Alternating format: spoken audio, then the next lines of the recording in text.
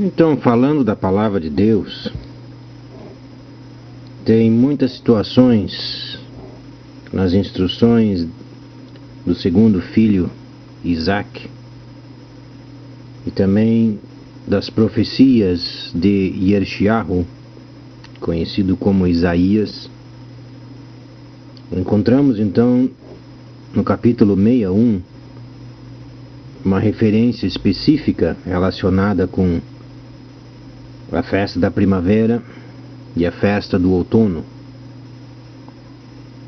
O Salvador também, quando ele estava ensinando o seu povo, em Lucas 4, ele estava na sinagoga, como era costume do Salvador aos sábados, e ensinava o seu povo nas sinagogas. E então ele conversou com o seu povo na sinagoga, e o atendente deu para ele o rolo sagrado de Yeshayahu, ou Isaías, precisamente no capítulo 61, onde o Messias, então, ele leu uma porção do capítulo 61 referente a ele mesmo. E esta porção é diretamente relacionada com a festa da primavera encontrada em Levíticos 23, verso 1 ao 21. E a maioria, aqueles que estudam a palavra, aqueles que querem estudar a palavra e querem se aperfeiçoar diante do que o Eterno quer fazer na vida daqueles que têm vontade de aprender e também na vida daqueles que querem mais das Santas Escrituras. Ele comentou uma porção muito importante relacionada com ele, que o Espírito do Eterno estava sobre ele e que ele veio para revelar o Torah para aqueles que não tinham muito conhecimento, que é o que quer dizer os pobres de espírito, que aqueles que eram os ensinadores da lei, infelizmente, não estavam fazendo um bom trabalho, e eles estavam incluindo Takanot e Maasim misturado com as Santas Escrituras. E eles então, o povo, não conseguiam distinguir o que era certo e o que era não certo. Mas então o Messias tinha falado dele mesmo, concernente então ao Espírito do Eterno que estava sobre ele, que tinha enviado ele para explicar as Santas Escrituras, o Torah, para o seu povo.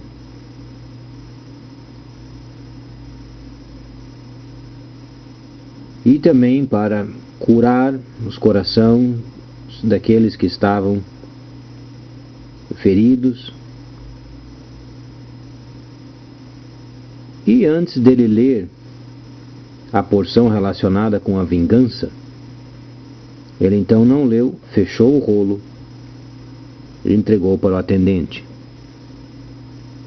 Então o Messias estava simplesmente lendo a porção indicada pela festa da primavera. Muito bem, no mundo de hoje existem várias cópias das Santas Escrituras, algumas delas verdadeiras e as outras falsas. Em 2 Coríntios 11:4 nos revela que Shaul, conhecido como Paulo, tinha falado para o seu povo: se vier alguém e explicar as Santas Escrituras perante um Salvador que não é da linhagem de Isaac, que não entende as Santas Escrituras pelo Torá, que não entende a Escritura através de um Salvador que veio da linhagem hebraica, obviamente que obedece o santo dia do sábado, então saber-se-á que tem o falso Salvador. Então esta é a distinção do verdadeiro para o falso. Mas continuando com a palavra, então o Messias foi e ele explicou então a festa da primavera. Muito bem. Nas Santas Escrituras nós temos 4 autores da festa da primavera: Mateus, Lucas, Marcos e Yohanan, conhecido como João. Mateus e João eram chamados de Shilishim, os enviados. E Marcos e Lucas eram gentis. Um era doutor, o outro era romano. E lendo das Santas Escrituras, então, temos 4 autores que revelam a festa da primavera. Ora, é muito importante salientar a diferença entre a escritura grego-romana versus a escritura que vem da linhagem hebraica. Existe uma diferença enorme, pelo fato que uma delas é constantemente lida e a outra é constantemente não lida. Pelo fato de que o mundo está mudando de uma era da decepção que foi de 1009 a 2009, e estamos vivendo durante um período chamado da restauração das santas cidades do Messias, do Salvador, que estavam destruídas por muitas gerações. Então, a camada dos gentis, que se revela em Daniel 11, se explica então por que o mundo está indo por uma transformação imensa do que era para uma transformação eletrônica através do sistema de comércio. Sabemos então que Daniel, quando ele era ministro da economia, ele trabalhou debaixo de 13 reis. E a gente então entende que primeiro era o rei da Babilônia, que é a cabeça de ouro, conhecido como o rei Nabucodonosor, e depois ele trabalhou para outros reis. Pelo fato de que Daniel explicou mais tarde que haveria um aumento no conhecimento, ele estava então indicando o aumento do conhecimento através do comércio. Não é qualquer conhecimento que ele estava se referindo. Era o conhecimento pelo comércio que iria aumentar o conhecimento no termos do computador, que naquela época nem se tinha ouvido falar. Então a referência é um novo comércio por computador. Para aqueles que estão estudando a palavra, para aqueles que levam a sério a palavra do Eterno e querem entender o que o Eterno quer dizer e estudam a palavra. Não estou fazendo referência para aqueles que são preguiçosos e não leem a palavra. A mensagem, obviamente, é para aqueles que estudam a palavra, que fazem ter tempo para estudar as Santas Escrituras. Que quem é preguiçoso e não estuda a palavra, naturalmente tem uma boca peçonhenta. Quando abre a boca, sempre sai o que não presta. Mas aqueles que estudam a palavra e querem ficar perto do Eterno, então estudam e conseguem entender. E conseguem, entre aspas, navegar nas Escrituras e produzir fruto. Existem vários países neste mundo que gostariam a todo custo de entender as Santas Escrituras. E para algumas nações foi dado o privilégio de entender, sabendo que, quando o Salvador estava conversando com o seu povo, ele só falava com o povo através de parábolas.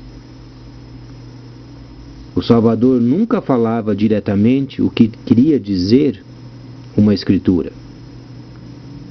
Ele sempre falava com o povo através de parábolas. Porque o povo sem estudo das Santas Escrituras é um povo destrutivo. Porque a maldade habita na carne. Por este fato, o Salvador então falava sempre em parábolas. Agora a gente entende quantos pastores e líderes de igreja, por exemplo, e alguns sinceramente voltados para o estudo da palavra, ainda que estudem tanto, não têm o conhecimento. Porque se o estudo não é feito através das escrituras originais do hebraico, se as escrituras são entendidas de uma versão greco-romana, sempre vai sair distorcido. Então, para aqueles que querem aprender das escrituras originais e obviamente querem a salvação, sem dúvida aprenderão também a revelação, conhecido como Apocalipse. Então, aqueles que são salvos entendem a revelação. Quem não entende a revelação, quem não entende o Apocalipse, não é salvo.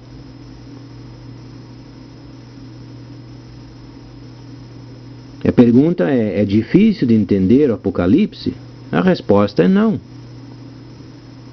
O Apocalipse é, de uma certa forma, simples de entender.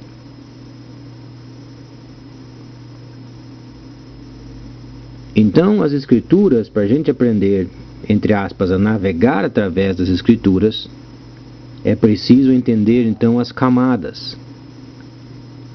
Para cada geração dos profetas, existiam camadas de entendimento que foram dadas num certo período, numa geração. Depois, o outro profeta veio e falou de uma outra camada, numa outra geração, que está linkada com o profeta anterior. Então, por exemplo, a linkagem de Daniel 11 está diretamente linkada também com Revelação 18, que está também linkada com Ezequiel, 1º capítulo. E para que aqueles que estudam a palavra do Eterno querem produzir fruto, é preciso aprender a navegar através das Escrituras. Então, aqueles pastores que estão estudando a palavra, só que eles ensinam de uma forma que não é certa. Por quê? Porque eles não aprendem a navegar de acordo com as escrituras originais. Eles estão tentando ensinar através de uma escritura traduzida do hebraico, mas que não foi traduzida propriamente. Qual foi a última vez que você entendeu a escritura através das festas da primavera e as festas de outono? Quase ninguém ensina, porque estas escrituras da linhagem hebraica estão dormentes por mais de 1000 anos. Mas durante este tempo da restauração das santas cidades, Então o Eterno está revelando mais uma vez para aqueles que querem aprender e desejam também no futuro ensinar.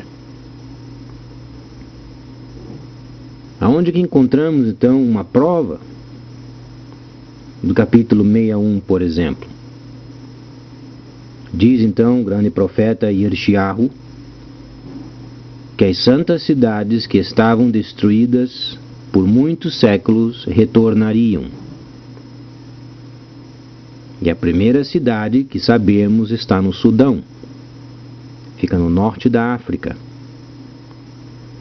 Lá que João, quando ele escapou da perseguição na Ásia,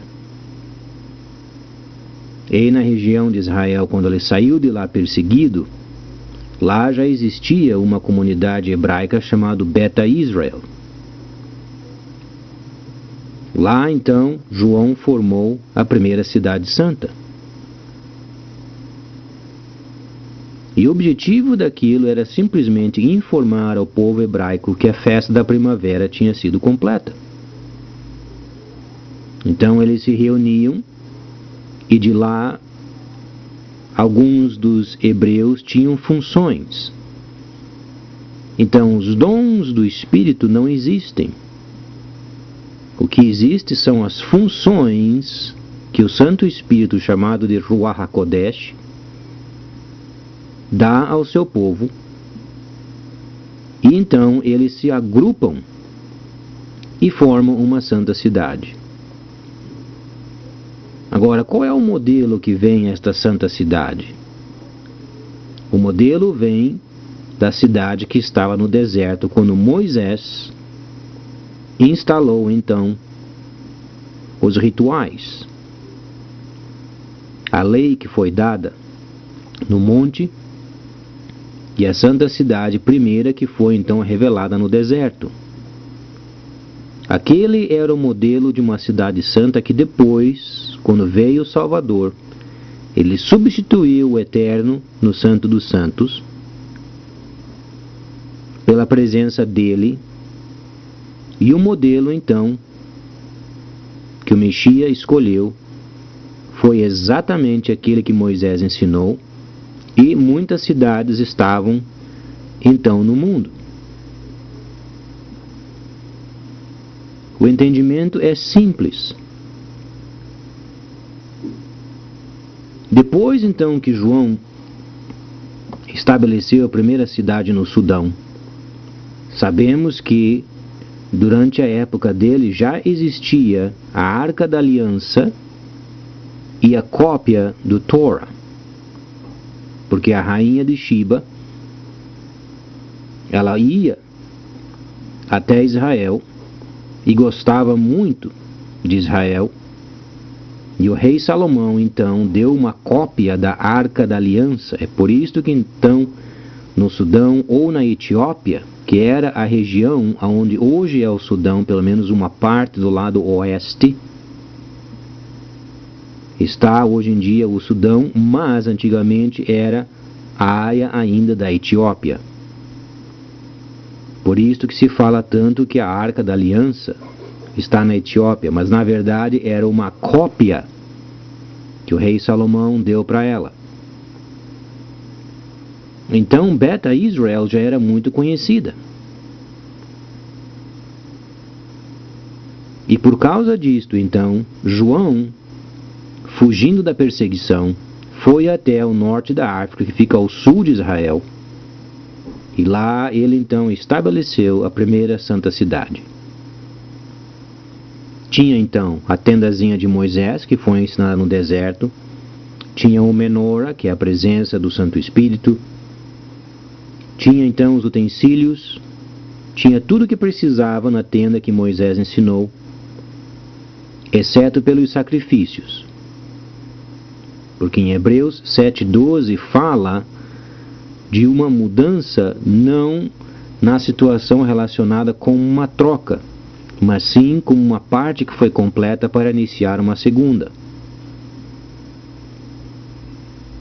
E de lá então João organizou os documentos sagrados, e de lá ele escreveu Hebreus e enviou para as 7 cidades que estão na Ásia Menor.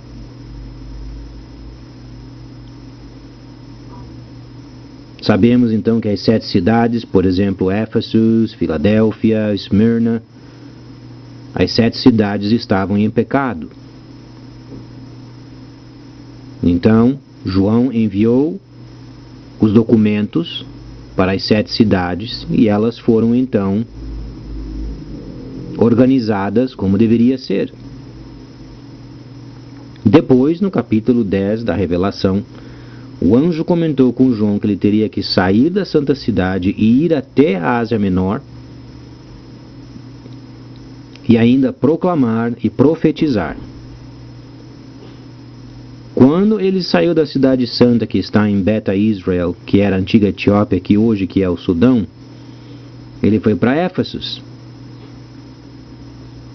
De lá, então, quando ele começou a proclamar e quando ele terminou, daí o imperador da época, o César da época, que era Domician, ordenou a prisão imediata de João e enviou ele para Patmos. De lá, João nunca saiu de lá. Porque antigamente os imperadores eram muito supersticiosos. Eles tinham uma ideia de que alguém com poderes especiais no espírito poderia entrar pela guarda e pegar o trono e começar a comandar. Então, Domician mandou ele para a ilha de Patmos e de lá ele nunca escreveu. Então, toda a escrita que era requerida foi feita na cidade da Etiópia, onde era Beta Israel. Então, aos poucos, aqueles que gostam de estudar a palavra aprenderão a navegar através das Escrituras e então produzir fruto. Na próxima vez, vamos estudar mais uma vez o que João fez e estudar também as 7 cidades santas para saber então como alinhar ou entender as camadas na restauração das santas cidades que estão diretamente linkadas com o que João então começou naquela época. Muito bem, então vamos explicar isso na próxima vez.